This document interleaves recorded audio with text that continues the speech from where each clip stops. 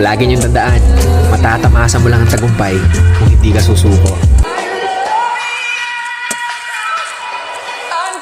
Huwag ka magpapa-apekto sa sasabihin ng mga nasa paligid mo kasi kahit anong gawin mo, meron at merong masasabi. Bumaba ka sa buhay, sasabihin nila naging pabaya ka. Umangat ka sa buhay, sasabihin nila naging mayabang ka. Walang lusot, meron at merong masasabi ang mga tao sa atin. Kaya kung ano yung gusto nating gawin, hanggat alam natin hindi masama yun, gawin natin ang gawin. Alam nyo ang mga tao, walang pakialam yan sa proseso kung paano nyo ginawa, paano nyo tinrabaho. Mukhang ewan ka talaga para sa mga yan sa umpisa. Ang gustong makita lang ng mga tao palagi, yung finished product. Ano yung narating mo dyan. As long as di mo napapabayaan yung pamilya mo, yung sarili mo, sa kung ano man yung tinatahak mo, banat lang.